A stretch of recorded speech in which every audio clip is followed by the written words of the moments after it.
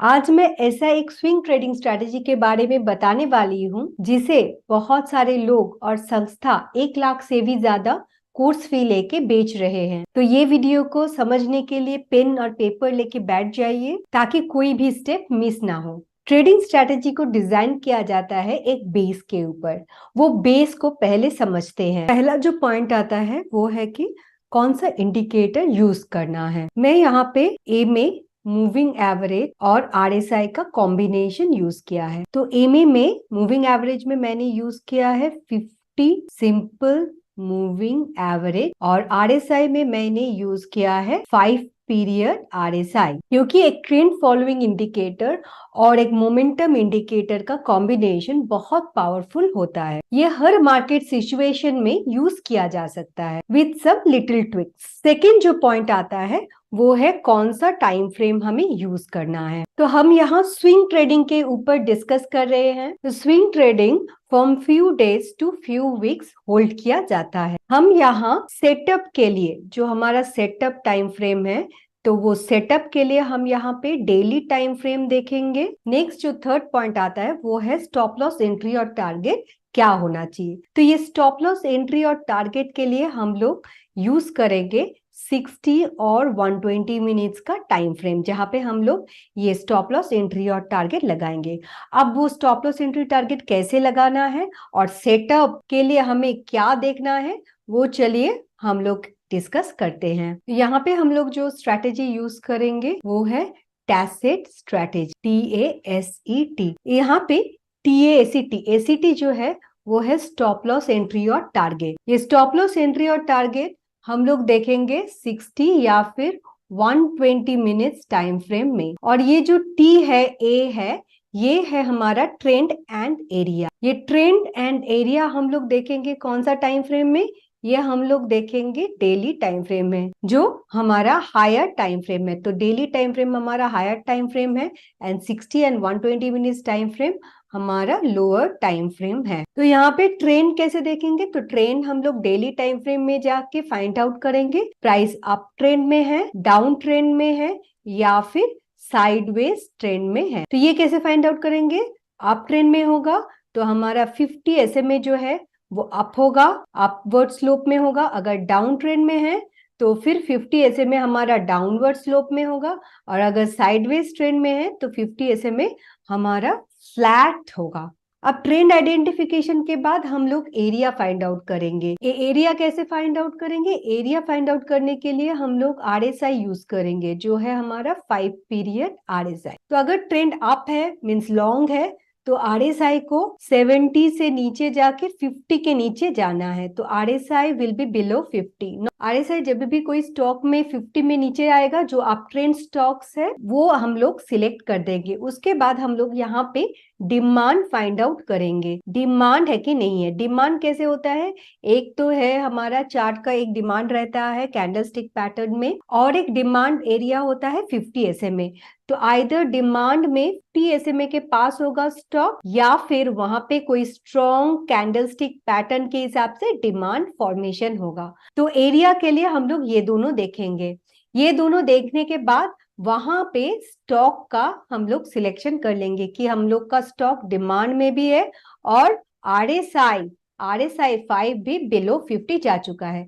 उसके बाद हम लोग जाएंगे कौन सा टाइम फ्रेम में, लोअर टाइम फ्रेम में, जो 60 एंड 120 मिनट्स टाइम फ्रेम है। वहां पे एंट्री के लिए हम लोग क्या देखेंगे, जब भी डेली टाइम फ्रेम में आरएसआई 50 के नीचे जाएगा तो हम लोग देखेंगे कि 60 एंड 120 मिनट्स में आइदर वो स्टॉक साइडवेज है या फिर स्टॉक डाउन ट्रेंड में है। ये दोनों कंडीशन ही होगा। तो अगर स्टॉक डाउन ट्रेंड में है तो फिर हम लोग वेट करेंगे ये पिवोट हाई ब्रेक करने का, और अगर स्टॉक साइडवेज में है तो भी हम लोग वेट करेंगे पिवोट हाई ब्रेक करने का। तो अगर स्टॉक ये पिवोट हाई ब्रेक करता है दोनों केस में ऑन 60 या फिर 120 मिनट्स टाइम फ्रेम में, और एक बड़ा सा कैंडल क्लोज देता है दोनों में, तो फिर हम लोग एंट्री लेंगे। एंट्री कैसे होगा, ये कैंडल क्लोज में एंट्री होगा, नहीं तो और एक एंट्री होगा हमारा रिट्रेसमेंट में। तो आइदर कैंडल क्लोज में एंट्री होगा या फिर रिट्रेसमेंट में एंट्री होगा। रिट्रेसमेंट कैसा, यहाँ पे स्टॉक गया नीचे, ऊपर गया, फिर रिट्रेस किया ये पिवोट हाई लेवल पे, फिर जब ऊपर जाएगा ये रिट्रेसमेंट लेवल पे हमारा एंट्री होगा। यहाँ पे भी स्टॉक ऊपर चला गया, फिर जब नीचे आके यहाँ पे रिट्रेस करेगा, ये एक सपोर्ट की तरह काम करेगा क्योंकि पहले रेजिस्टेंस था ये, तो रेजिस्टेंस सपोर्ट बन जाएगा और फिर प्राइस यहाँ से ऊपर जाने का प्रोबेबिलिटी ज्यादा है। तो ये आइदर रिट्रेसमेंट में एंट्री करेंगे या नहीं तो ये कैंडल जब क्लोज कर रहेगा तभी एंट्री करेगा। अब हम लोग दोनों का प्रॉस एंड कॉन्स देखते हैं। प्रॉस एंड कॉन्स देखने के लिए हमें पहले जानना पड़ेगा कि स्टॉप लॉस किधर होगा, कैंडल क्लोज हो या फिर रिट्रेसमेंट। स्टॉप लॉस हमारा हमेशा पिवोट लो रहेगा, तो ये पिवोट लो है, यहाँ इसके नीचे ही हमारा स्टॉप लॉस रहेगा। तो अगर हम लोग रिट्रेसमेंट में एंट्री कर रहे हैं तो स्टॉप लॉस इतना ही होगा ये दोनों में केस में, लेकिन अगर हम लोग कैंडल क्लोज में एंट्री कर रहे हैं तो स्टॉप लॉस थोड़ा ज्यादा होगा, इतना तक का यहाँ पे स्टॉप लॉस होगा। तो इसीलिए इसका एक प्रॉस एंड कॉन्स है। वो प्रॉस एंड कॉन्स समझते हैं। अगर कैंडल क्लोज का एंट्री हो तो हमारा एंट्री ज्यादा मिलेगा, लेकिन इसमें स्टॉप लॉस भी ज्यादा होगा, तो स्टॉप लॉस का इश्यू होगा। लेकिन अगर रिट्रेसमेंट में एंट्री हो तो स्टॉप लॉस तो कम होगा, प्राइस हमेशा रिट्रेस करेगा ऐसा कोई कंफर्मेशन तो है नहीं, प्राइस यहाँ से ही ऊपर चला जा सकता है, तो वो एंट्री मिस हो जाएगा। तो आप अगर कंजर्वेटिव ट्रेडर हो तो ये रिट्रेसमेंट में एंट्री होगा आपका, आप अगर रिस्क टेकर हो तो फिर ये कैंडल में एंट्री होगा। अब आते हैं टारगेट के ऊपर। टारगेट वैसे करके डिफाइन करना तो नहीं है, लेकिन मिनिमम टारगेट जो हम लोग यहाँ पे रखेंगे वो है रिवर्ट टू रिस्क रेशियो होगा हमारा 3:1, मीन्स 30 रुपीज का रिवर्ट हो तो फिर हम लोग रिस्क लेंगे 10 रुपीज का, तो 30 रुपीज का रिवर्ट में 10 रुपीज का रिस्क लेंगे। ये मिनिमम रिवर्ट टू रिस्क हम लोग रखेंगे इसमें। और ये स्विंग ट्रेडिंग है तो इसमें आराम से 4:1 5:1 मिल जाता है। और हम लोग टारगेट में वैसा करके कोई प्राइस का टारगेट नहीं रखेंगे, ये स्टॉप लॉस जब भी होगा स्टॉप लॉस को हम लोग ट्रेल करते रहेंगे। तो ये सब कुछ हम लोग समझते हैं। चलिए चार्ट पे एक बार, तो टाटा मोटर्स का जो रिसेंट एक एंट्री लिया था मैंने वो मैं दिखाती हूँ। टाटा मोटर्स का ट्रेंड अप है, नीचे आया, यहाँ पे भी 50 के नीचे आ चुका है, तो जब नीचे आया तब मैंने यहाँ पे एक मार्क कर दिया। तो ये जो व्हाइट वर्टिकल लाइन है ये हमारा एंट्री क्राइटेरिया है, तो एंट्री के लिए ये तब स्टॉक सिलेक्शन में चला जाएगा। अब हम लोग जाएंगे कौन सा आवर में, 1 आवर में। तो 1 आवर टाइम फ्रेम में जाके हमारा स्टॉप लॉस एंट्री और टारगेट डिफाइन होगा। तो कैसे करके होगा, ये प्राइस का एक्शन देखना पड़ेगा। नीचे आया, ऊपर गया, फिर से नीचे आया, फिर से थोड़ा ऊपर गया, फिर नीचे आया, फिर जब ये हाई ब्रेक करेगा, ब्रेक करके क्लोज किया यहाँ पे एंट्री होगा। ये पिवोट जो लो है वो हमारा स्टॉप लॉस होगा। और हम देखते हैं यहाँ पे कितना टारगेट मिला है। ये ट्रेड में मैं अभी तक हूँ, लेकिन देखते हैं यहाँ पे अभी तक हमारा आरआर कितना मिला है। यहाँ पे मेरा स्टॉप लॉस है, तो अभी तक हमें 2.5:1 के करीब आरआर अभी मिला है हमें। तो अभी तक 3:1 आरआर मिला नहीं है और मैं ऐसे निकलती नहीं हूँ, तो मैं वेट कर रही हूँ, प्राइस का एक्शन देखना है। यहाँ पे ऊपर गया, फिर नीचे आया, फिर यहाँ से ऊपर गया, तो अभी स्टॉप लॉस मेरा इधर है 690 के करीब। 690 के नीचे अगर कैंडल क्लोज देता है तो मैं निकल जाऊंगी और मेरा ये ऑलमोस्ट कॉस्ट टू कॉस्ट निकलेगा। यहाँ पे मेरा एंट्री है तो 690 के पास हमारा कॉस्ट टू कॉस्ट निकलेगा, अदरवाइज मैं ये ट्रेड पे राइड करती रहूंगी अगर ये निकल जाता है यहाँ से। और यहाँ पे और एक पॉइंट है, 50 SMA भी इसके पास है, तो यहाँ पे सपोर्ट लेके निकलने का चांसेस ज्यादा है, प्रोबेबिलिटी ज्यादा है। मेरा और एक एंट्री हुआ है टाटा एलेक्साई में।